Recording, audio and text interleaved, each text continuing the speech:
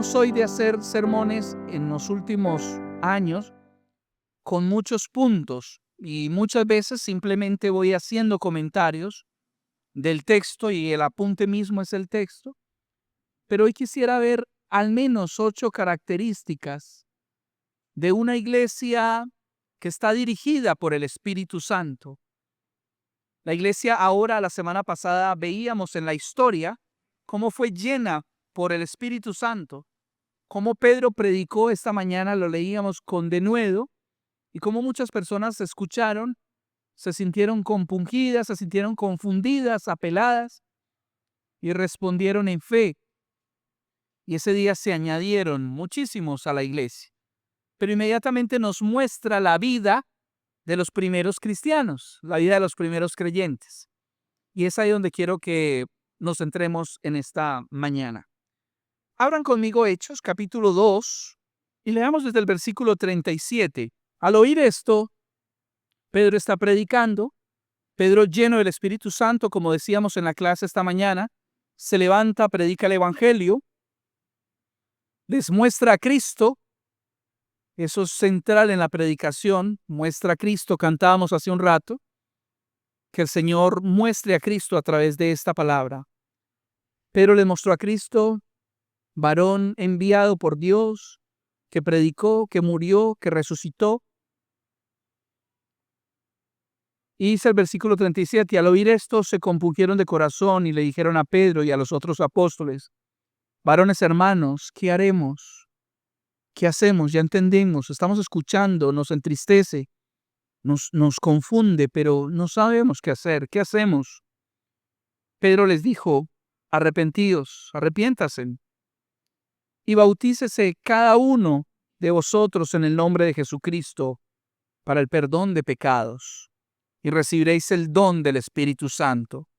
El don del Espíritu Santo ya no era algo que debía esperarse en una fiesta determinada, en una fecha como el Pentecostés, sino que estaba en nosotros, en la tierra, y podemos recibir el Espíritu Santo de Dios, el don, el regalo del Espíritu Santo, cuando nosotros podemos creer, cuando nosotros podemos arrepentirnos, bautizarnos y ser parte del cuerpo.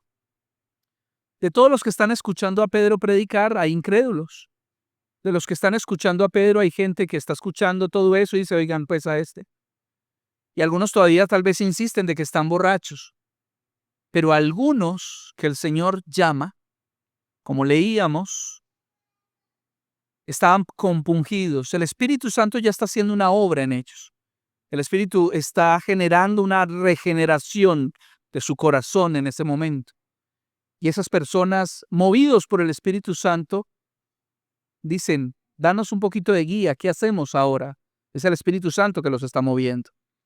Y le dice, cambien su vida, arrepiéntanse, reconozcan su pecado. El primer paso, siempre para poder recibir el don del perdón, de la misericordia de Dios, es reconocernos pecadores. Y es como cuando Jesús le dijo a Nicodemo que Jesús sería levantado en un madero, así como la serpiente fue levantada allá en el libro de Números. Y la representación es muy interesante porque en tiempo de Números, por allá, hubo un tiempo en el que había una plaga que estaba azotando al pueblo de serpientes venenosas, áspides, que eran como su picadura, era su mordedura, era como fuego, y la gente moría. Y el Señor dice, haga una asta y haga una serpiente de bronce y levántela. Y todo el que haya sido mordido, que la mire y será sanado. Jesús le dice a Nicodemo que es necesario que así como esa serpiente fue levantada, él sea levantado para que todo el que le mire, para que todo el que en él crea, sea sanado. Pero, ¿por qué estoy recordando esta escena del libro de Números? Porque la serpiente no era preventiva. La serpiente esta no servía para prevenir la mordedura de serpiente, sino que la serpiente solo era útil para alguien que en fe supiera que está mordido, se sepa a sí mismo envenenado y que va a morir, y que responde a algo tan poco creíble como ir a mirar una serpiente. Yo estoy seguro, la Biblia no lo dice, pero yo estoy seguro que en tiempo de Moisés hubieron personas incrédulas que al escuchar esta noticia dijeron, oigan pues a Moisés, yo con una mordedura con veneno y que solo voy a mirar una imagen de bronce y voy a ser sano. Yo estoy seguro que mucha gente murió por incrédulo. Murió porque le parecía demasiado simple.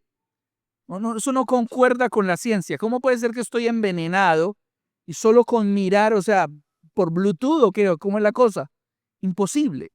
Y yo creo que hay gente que murió por incredulidad, porque es un paso de fe creer que con ver y sentirte mordido y envenenado es el primer paso. Por eso Pedro, cuando la gente le dice, ¿qué haremos? Él sabe, Pedro, que la gente está siendo movida por el Espíritu y él le dice, arrepiéntase. Y el arrepentirse es reconocer que estás caminando mal. El arrepentimiento es un reconocimiento de que voy en un rumbo equivocado y que necesito dar un giro.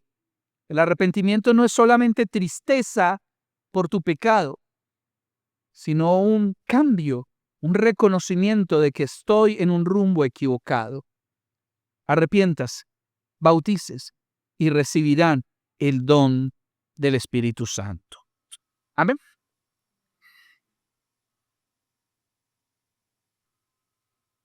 Porque para vosotros, versículo 39, es la promesa del Espíritu Santo, y para vuestros hijos, y para todos los que están lejos, para cuantos el Señor nuestro Dios, ¿qué? Llamare. Pedro, inspirado y lleno del Espíritu Santo, no está diciendo que la promesa es para todo el mundo, aunque esto suene chocante. Pedro está diciendo que la promesa es para ustedes. ¿Y para quiénes ustedes? Ustedes que están preguntando, ¿qué haremos? Ustedes que han escuchado el mensaje. Ustedes que están siendo tocados por el Espíritu. Es para ustedes, para sus hijos. Y termina el Señor diciendo, termina el Señor diciendo a través de Pedro, es para todos ellos la promesa, a quienes el Señor Dios llamare. Es necesario que haya un llamamiento, como esta gente está siendo llamada, pero siempre tiene que ser a través de la predicación de la palabra. Y dice el autor Lucas, y con muchas otras palabras, no se nos cuenta todo lo demás, con muchas otras palabras testificaba y les exhortaba. Pedro insistía, Pedro siguió hablando y los discípulos, los apóstoles también, diciendo, sed salvos de esta perversa generación. Era la predicación similar a la predicación del Señor Jesucristo. Cuando el Señor Jesús comienza su ministerio, y lo vemos en el libro de Marcos, el Señor Jesús no anda diciendo, todo el mundo que quiera recibirme en su corazón, venga, sino que Jesús decía, crean este evangelio y arrepiéntanse. El rey ha llegado. Y cuando el rey llega a conquistar, o te rindes o te cuelgan. Cuando el rey entra a una ciudad y el rey se presenta, o te rindes, o vas para el calabozo o te cuelgan. Y el Señor Jesús está diciendo, el rey no ha llegado. Arrepiéntase y crean en este mensaje, en este evangelio. Pedro está diciendo, sed salvos de esta perversa generación, está anunciando el evangelio. Así que los que recibieron su palabra fueron bautizados. Y se añadieron aquel día como 3,000 personas. No dice 3,000, como 3,000 personas. Como 3,000, o sea, no sé cómo lo calcularon. Pero era un número más o menos así. Pero la palabra añadieron, a mí me da un detalle bonito. Cuando se dice que se añadieron, porque antes habíamos dicho que la iglesia, ¿cuánta gente tenía? Hasta ahora, 120. Había un número crítico. Sabían que eran 120, sabían. Había multitudes que seguían a Jesús por pan, por sanidad, por escuchar, porque era un buen maestro, porque les entretenía o porque les sorprendía. pero al mismo tiempo no eran capaces de poder seguirle. Pero solo 120 hasta este momento le seguían. Pero ahora, con el poder del Espíritu Santo y con una predicación fiel al Evangelio, como 3,000 hombres se añadieron. La expresión añadir es como si entraron a la lista, entraron a una membresía. Hay un grupo de personas que se identifican como la iglesia y hay un grupo de personas que están oyendo, pero ese día se añadió a los 120, 3,000 y pico. O sea que ya son como 3,000 y pico y 120. Un montón. Una iglesia que se empezó a añadir. Hay una distinción de quién es la iglesia y de quién no es la iglesia. Siempre se habla de iglesia local y la iglesia universal. La iglesia universal no puede existir sin la iglesia local. No hay una distinción en eso. La iglesia local somos nosotros, correcto, pero somos parte de la iglesia universal. Pero al mismo tiempo esta iglesia tiene una membresía y a veces se añaden y a veces no se añaden, a veces se retiran, por razones que sean, pero se añaden y uno puede saber quiénes son esta comunidad. Estas puertas están abiertas para quien quiera venir a escuchar el Evangelio, a ser parte, pero solo se añaden eventualmente las personas que sienten un llamado a ser parte de esta comunidad, a servir, a ser parte de esta familia y de este cuerpo. Versículo 42 comenzamos el estudio de esta mañana. Y perseveraban en la doctrina de los apóstoles, en la comunión unos con otros, en el partimiento del pan y en las oraciones. Y sobrevino temor a toda persona, y muchas señales y maravillas eran hechas por los apóstoles. Y todos los que habían creído estaban juntos y tenían en común todas las cosas. Vendían sus propiedades y sus bienes y los repartían a todos según la necesidad de cada uno. Y perseverando unánimes cada día en el templo y partiendo el pan en las casas, comían juntos con alegría y sencillez de corazón, alabando a Dios y teniendo favor con todo el pueblo. Y el Señor añadía, otra vez la expresión añadir, añadía cada día a la iglesia los que habían de ser salvos. Permítame orar brevemente. Una vez más, Señor, te rogamos en esta mañana, con reverencia y respeto, Señor, con expectativas de que abras nuestros oídos y nuestra mente, nuestro corazón, para que tu palabra baje de ser solo un pensamiento a ser vida en nosotros. Te pido, Señor, asistencia, que me guíes, que me ayudes a expresar con claridad tu palabra a tu pueblo, a mis hermanos. Te lo ruego, Señor, te lo rogamos juntos, Señor, en el nombre de tu Hijo Jesús. Amén. Al menos voy a señalar 8 cosas.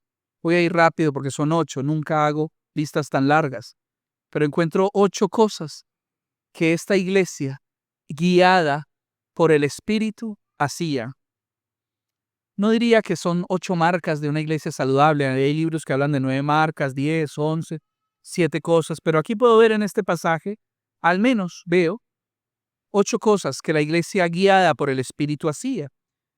Versículo 42 dice, y perseveraban en la doctrina de los apóstoles. La primera cosa que una iglesia guiada por el Espíritu Santo hace, la primera cosa que una iglesia guiada por el Espíritu hace, es que el Espíritu guía a la iglesia a la palabra. Es una iglesia que es guiada a la palabra, a la doctrina de los apóstoles. Hoy en día ya no podemos llamar a Pedro, ni a Juan, ni a ninguno de los grandes apóstoles para que nos enseñen, pero nos dejaron su palabra y el Espíritu Santo nos lleva a ella. Pero en esta expresión dice que perseveraban.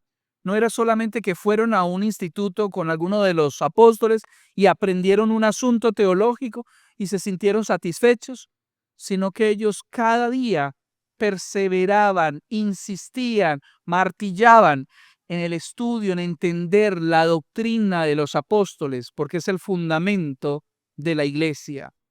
Hay algo interesante que el Espíritu hace con la iglesia, cuando el Espíritu mueve a la iglesia la palabra, y es que debería ser un asunto muy fácil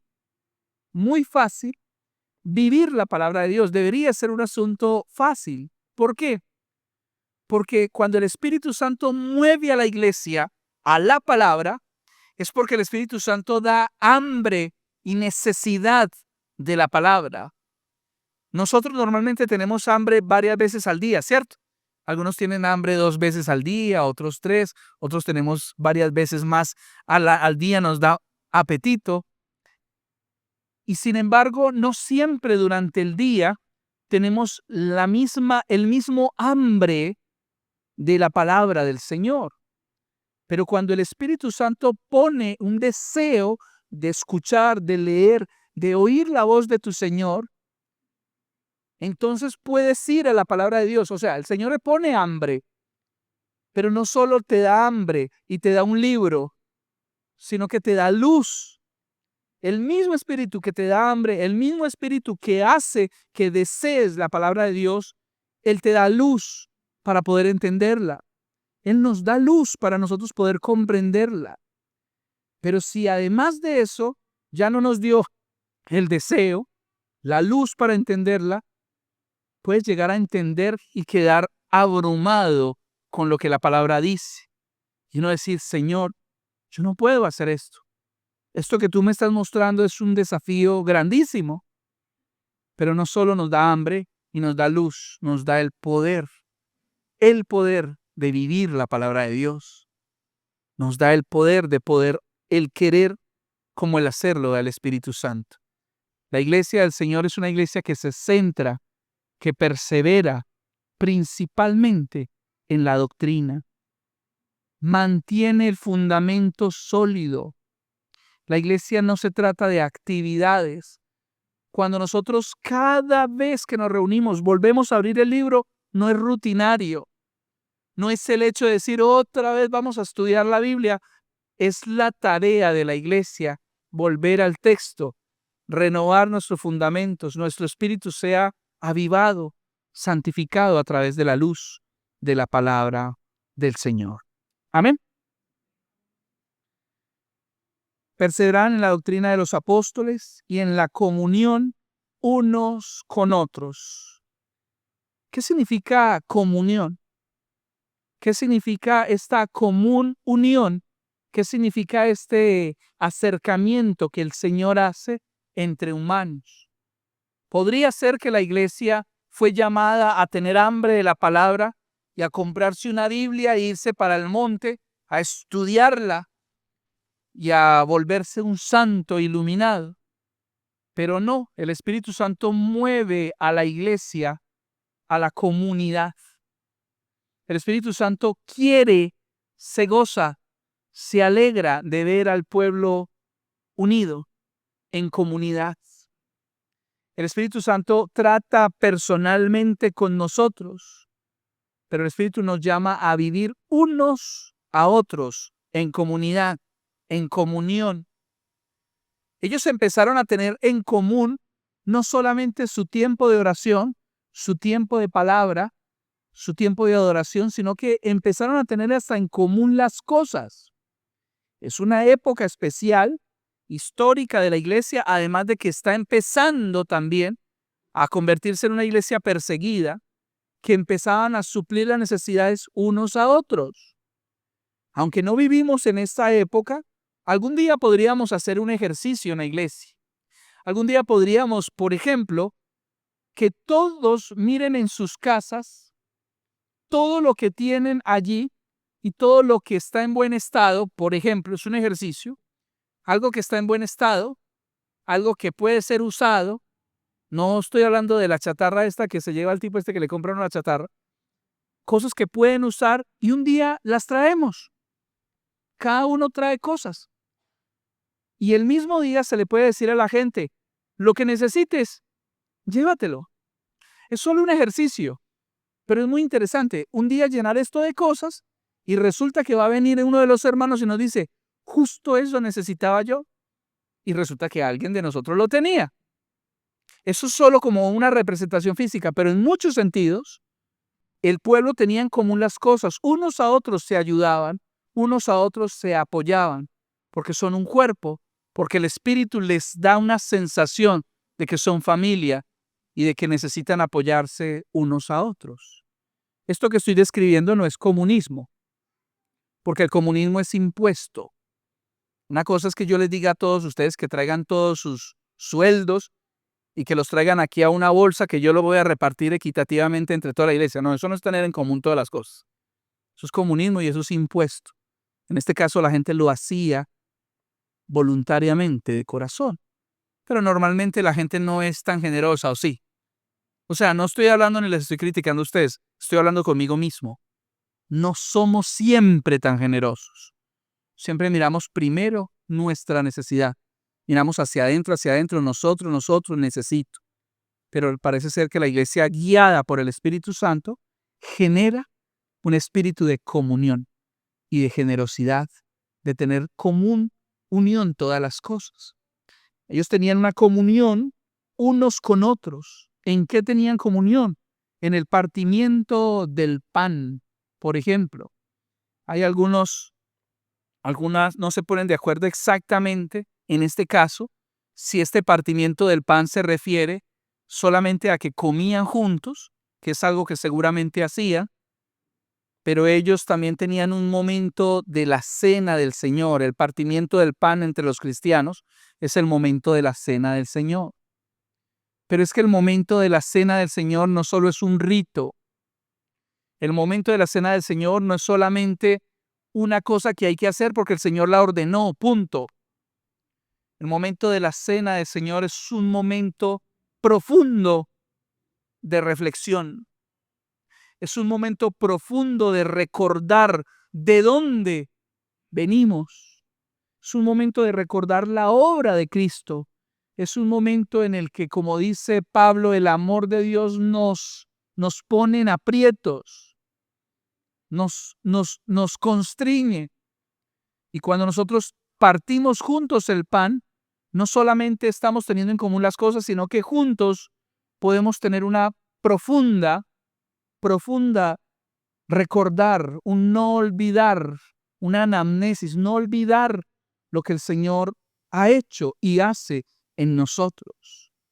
Pero ese amor que recordamos, no solamente nos tiene que dar una sensación de, ¡ay, qué belleza!, sino que eso nos mueve, nos tiene que mover a amar más, a dar más, a ser más generosos con el que tiene necesidad, a servir, a entregar nuestras vidas como un sacrificio para el Señor. Ya van 3 cositas. Ve que voy rápido. Perseveraban en la doctrina de los apóstoles, número 1. Número 2, tenían comunión entre ellos, común las cosas, porque el Señor nos llama a comunidad. Ningún cristiano puede crecer saludablemente solo, porque cada vez está comprobado. No sé si esto esté comprobado por alguien, pero en la cultura popular, cuando yo veo a un ermitaño, normalmente no es un buen hombre bonachón y risueño. En la cultura popular los ermitaños son amargados. En la cultura popular el hombre que está metido en el campo solo con las bestias empieza a odiar al prójimo. Y él está ya solo y dice que prefiere el amor del perro que el de los humanos. ¿Por qué? Porque está solo consigo mismo, solo con su maldad, solo con su corazón pedregoso, solo con un corazón caído, y no tiene nadie que le lime, nadie que le confronte, nadie que lo anime, nadie que en algún momento le señale sus errores.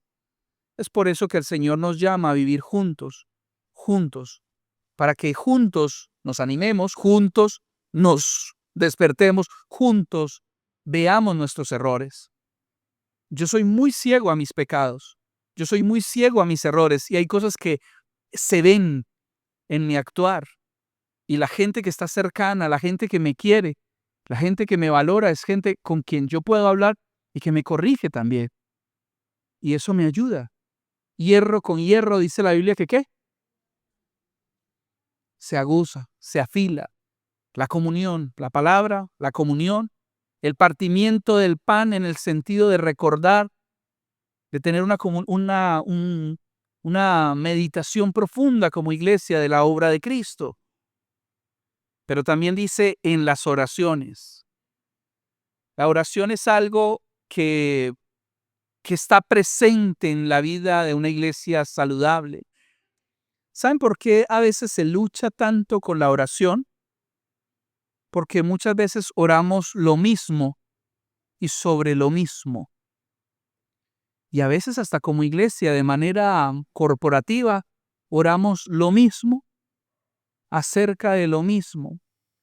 Y no hay vida, no se nota a veces al Espíritu Santo actuando en una conversación, en un desarrollo en tu oración. Si para mí orar con el Señor es repetir las mismas cosas y decirle, Señor, vos sabés, Señor, tal cosa, pero si yo puedo entrar en una comunión y en una charla con el Señor, yo tengo que respetar al oyente. Cuando yo estoy hablando con alguien, si yo siempre le digo lo mismo, bueno, yo soy así a veces, repito los mismos chistes, vuelvo y digo muchas cosas, pero a veces en mi conversación con alguien solo digo lo mismo, ahí no puede haber profundidad, ahí no puede haber una relación, ahí no puede haber una respuesta coherente porque estoy hablando lo mismo. Y la idea no es venir, Jesús nos habla de la oración y el centro de la oración, cuando el Señor ora y cuando le dice a sus discípulos que oren así, no le está diciendo a los discípulos, oren exactamente así, no. Miren cómo lo hago, sirvan como modelo, pero la oración tiene como centro, Señor, que se haga tu voluntad. La oración no es para decirle a Dios qué hacer. La oración no es solo para pedir cosas. La oración es para que nuestro espíritu se alinee con el Señor, para que el Espíritu Santo tenga una comunicación con nosotros, cambie nuestro pensamiento, cambie nuestras ideas y que nosotros podamos en nuestra oración también decir, Señor, sobre este asunto que se haga tu voluntad. Señor Jesús oraba y era sincero con el Señor y en un momento de gran sinceridad, el Señor Jesús en un momento de gran estrés, el Señor Jesús le dice al Padre, Padre, si es posible, pasa de mí esta copa. Si es posible que yo no tenga que experimentar este momento. Pero su oración estaba marcada por, pero que se haga, Señor, tu voluntad. La iglesia comunitariamente debe orar no solo para pedir. Hermanos, ¿por qué oramos? Por la salud, sí. Oremos por acción de gracias, sí, está bien. Oremos por los que están desempleados. O sea, bien, y oramos por ellos. Oramos por el que está triste, por el que está deprimido, por el que no. Claro que sí, la iglesia tiene que orar por el enfermo y acompañarlo. Pero una vida de oración es una vida de una conversación fluida con el Espíritu del Señor. Y por eso cuando los miércoles oramos, yo le pregunto a la iglesia, a la luz de lo que llevamos 40 minutos viendo un texto, a la luz de este texto, ¿por qué oramos? Ya la gente ha cambiado mucho, ya la gente no dice, oremos por la paz mundial. Sí, claro que hay que orar por esas cosas. No, a la luz de lo que el Señor nos está mostrando, nos da nuevas herramientas, nos da un sentido diferente de orar. El Señor nos está mostrando algo. Oremos por eso que nos está mostrando. Y así nuestra oración nunca va a ser una oración repetitiva y cansadora, desde lo personal, desde lo comunitario. La iglesia tiene que aprender a orar en lo privado, pero también en comunidad. ¿Cuántos van? Doctrina, comunión, cena del Señor, oración. Versículo 43. Y sobrevino temor a toda persona en la comunidad, y muchas maravillas y señales eran hechas por los apóstoles. Una iglesia guiada por el Espíritu Santo es una iglesia que desarrolla un temor reverente hacia Dios. Cuando se pierde el temor, cuando se trivializa la persona de Dios dentro de la congregación, nuestro pecado nos parece una cosa boba, nos parece sencilla. Cuando trivializamos lo que significa temer a Dios, saber que Él está presente en nuestras vidas, Los reformadores del siglo XVII empezaron a usar una expresión que se volvió famosa, corandeo, que significa vivir frente al rostro del Señor, sabiendo que el rostro del Señor está presente en nosotros. Pero la expresión corandeo, el rostro de Dios sobre nosotros, no es la idea de un Dios haciéndote mala cara, de un Dios que está mirando cada pensamiento y cada cosa para castigarte, sino que es un Dios en el que todo lo que hagamos, no solo los domingos, sino en nuestro trabajo, en nuestras clases, en nuestros negocios, todo lo que hacemos lo podemos hacer delante de Dios para su gloria. Lo que quiera que hagamos, lo podemos hacer delante del Señor con confianza. ¿Con qué confianza? Con la confianza que nos da el Hijo, con la confianza que nos da los méritos de Cristo, con la confianza que nos da el perdón que el Señor ofrece. Cuando no hay temor, nuestro pecado se vuelve algo natural y no nos importa. Y el Señor llama y reprende a la iglesia que anida pecado como si no le importara. El Señor trata con la iglesia, el Señor limpia su iglesia. Cuando la iglesia no puede hacerlo, el Señor actúa en misericordia. Por su amor, Él actúa, Él toma acciones, el Señor expone en su momento. Pero esto no nos debe dar a nosotros, casi iba a decir una contradicción. De hecho, esto es una advertencia que sí debe producir en nosotros temor. Y tener temor no es malo cuando se trata del temor del Señor. Pero es que el temor solo significa reverencia. Sí, significa reverencia, pero significa también la realidad de que nuestro Dios no es mi igual. En la India se utilizan unas palabras para referirse al papá y a la mamá. Al papá le dicen pita y a la mamá le dicen mama, pues. Pero ningún niño le llama al papá y a la mamá pita nomás o mamá, sino que siempre dice, por ejemplo, pitaji o mamaji, que significa mamá señora, papá señor. Es como esos dos títulos con el que trata a su papá. Es su papá, sí es su papá, pero es su Señor y merece respeto dentro de la familia. Nuestro Señor Jesucristo es nuestro hermano, ¿cierto? Es nuestro hermano, pero es tu Señor. O sea, no es tu parcero, no es la persona de confianza tu igual. No, Él es el mayor, pero es tu Señor y es mi Señor. Nuestro Dios es nuestro Padre y por el Espíritu Santo podemos decir, Abba Padre, podemos ir a Él como un Padre cariñoso, pero de todas maneras también Él es nuestro Dios. Y esta distinción es importante que nosotros no la perdamos de vista. Él nos ama de una manera impresionante, pero no somos sus iguales. No somos sus iguales. Somos criaturas y Él es nuestro Dios creador. Temor reverente. Y todos los que habían creído estaban juntos y tenían en común todas las cosas. Estamos hablando de la comunidad, de la comunión. Vendían sus propiedades y sus bienes y los repartían a todos según la necesidad de cada uno, lo que les conté hace un ratito. Perseverando unánimes cada día en el templo, aprovechaban y empezaron a utilizar el templo como lugar de reunión. Según los historiadores, no es que los cristianos se metieron dentro del templo y hacían cultos en el templo. El templo, conocen ustedes que es un gran edificio con unos atrios y con un lugar, pero los creyentes empezaron a tomar la costumbre de ir al templo a predicar. ¿Cuándo? Los domingos. Todos los días. Estaban en el templo y desde allí predicaban en las afueras, en los atrios del templo, partiendo el pan en las casas. Y comían juntos ¿con qué? Con alegría y sencillez de corazón. El gozo del Señor presente y la sencillez del corazón. ¿Ustedes saben qué es sencillez de corazón? Ojalá el Señor desarrolle mucha sencillez de corazón en mi vida. Es un pedido que el Señor desarrolle en nosotros alegría y sencillez de corazón. Si la iglesia fuera una iglesia con sencillez de corazón, yo trabajaría gratis. No somos sencillos de corazón.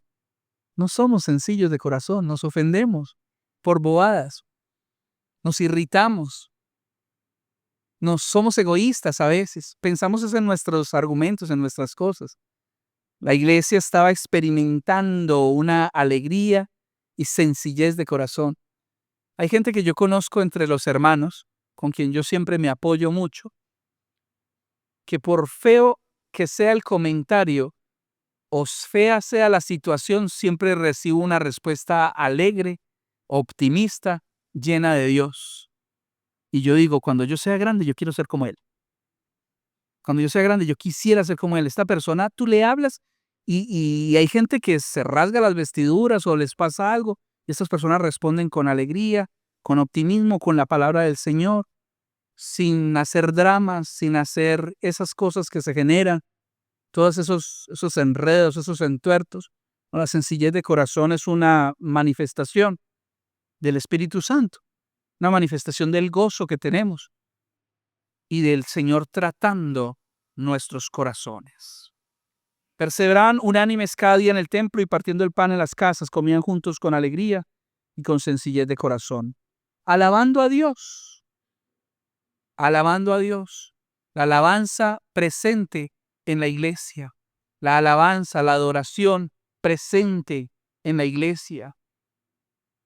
Cuando predicábamos hace algún tiempo en el libro de Proverbios, lo predicábamos el día que se celebra en el mundo el Día de las Madres, había una expresión que me llamaba la atención. Dice, la mujer piadosa, la mujer que teme al Señor, ella será alabada. Aquí está hablando de alabanza al Señor, pero también dentro de la iglesia nosotros podemos reconocer a Dios a través de poder felicitar, de poder alabar la obra y lo que Dios está haciendo en las vidas de nosotros. Hay iglesias que tienen miedo a hacer esto.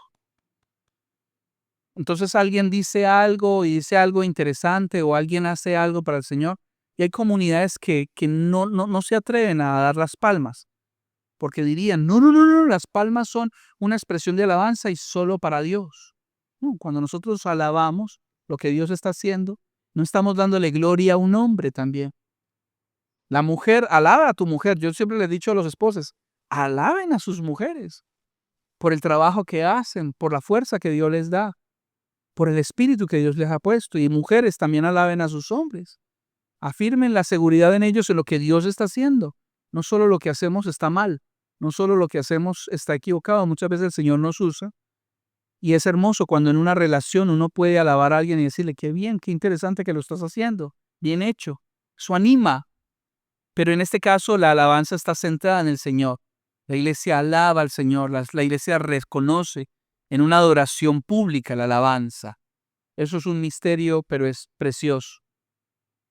No canten sin adorar, les digo yo a la iglesia, no canten sin adorar al Señor.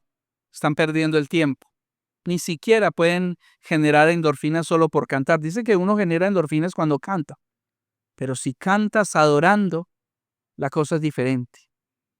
Yo siento que un domingo no puedo predicar tranquilamente de la misma manera si primero no adoro al Señor, si primero no lo hago.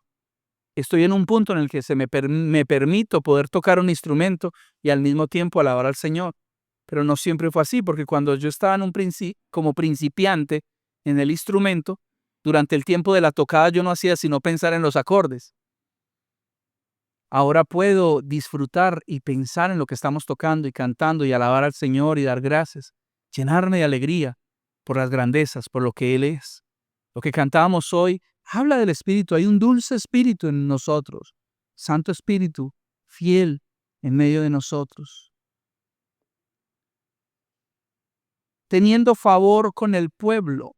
Esto es interesante. La iglesia estaba teniendo buena reputación en ese momento para la comunidad. Qué interesante que la iglesia pueda, no siempre va a pasar, queridos hermanos. El Señor nos promete a nosotros que por predicar el evangelio vamos a ser rechazados. La promesa es que cuando tú hablas claramente el evangelio, posiblemente vas a generar rechazo. Pero para algunos no, para algunos va a ser vida. Para algunos va a ser luz, va a ser un manantial para algunos que están sedientos. Pero esta iglesia tenía bien para con el pueblo y la gente empezaba a valorar la iglesia como tal. El Señor dice en Jeremías, procuren el bien de la ciudad, porque el bienestar de la ciudad es el bienestar del pueblo de Dios. Si ustedes procuran el bienestar del Trianón, en todo sentido la iglesia va a tener bienestar. El Señor nos ha llamado no solamente a ser chocantes y a predicar el evangelio, sino a procurar una reconciliación de todas las cosas con Cristo. Una reconciliación de la sociedad. Eso no va a ser pleno sino hasta que el Señor gobierne en medio de nosotros. Pero somos llamados hoy a comenzar ese proceso. Somos llamados hoy a ser emisarios del Señor en esa reconciliación y en poder disfrutar de la comunidad. No siempre va a ocurrir, pero en este caso la iglesia estaba gozando en ese momento del favor del pueblo.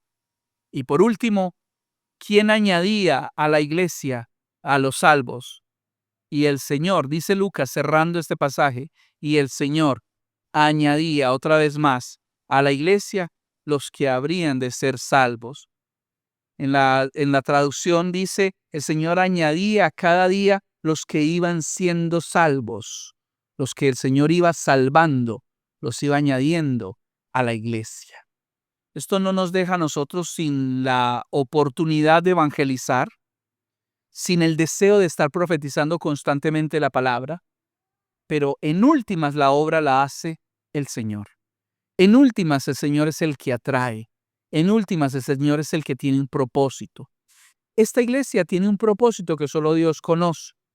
Uno como pastor puede entender cosas, uno tiene una visión, uno tiene un deseo de que esta iglesia sea renovada y reformada. Eso no va a pasar si las familias no son renovadas. Eso no va a pasar si el individuo no es reformado, renovado. Esta iglesia podría tener grandes actividades, pero con familias obscuras. Esta iglesia podría tener grandes eventos de lunes a viernes con muchos sentidos, pero con familias destruidas posiblemente, con amarguras en medio de nosotros. Esta iglesia debe sanarse y cambiar desde las familias. Familias sanas, iglesia sana. Pero una familia no puede estar sana si el individuo no es tratado por el Señor. Y no pretendan que uno es tratado por el Señor de la noche a la mañana. Hay procesos que el Señor se toma. Pero el Señor va a traer a este lugar y a la iglesia, donde quiera que sea, a los suyos en su momento. La gente que desde que estoy en este lugar ha venido a este lugar y se ha quedado, yo sé que es solamente por el Señor. Yo sé que es el Señor, no es que yo haga una gestión de invitarlos, de hacer un trabajo especial de acompañamiento. Es el Señor que de alguna manera ha puesto un deseo, un sentir de ser parte, porque el Señor añade y el Señor cumple los propósitos con cada uno. Esto no es un consuelo para no hacer la obra de acompañar a la gente, porque en las estadísticas de la iglesia uno escucha cosas como esta.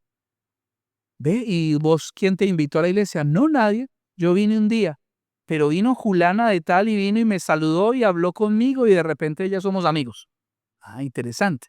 Cómo Dios lo hace no solo de una manera espiritual, sino que usa el amor, usa la conexión, usa el poder charlar de nosotros mismos con la gente que viene, con la gente que está necesitando una oración, que está necesitando algo para su vida.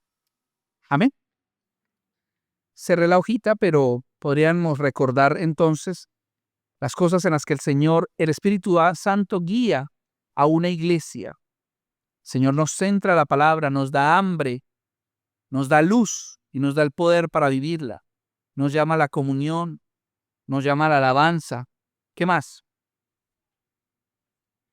Nos llama a recordarle a través de la cena del Señor, que es un recordatorio profundo. El Señor produce en nosotros un temor reverente. El Señor nos añade cada día a la iglesia los que han de ser salvos.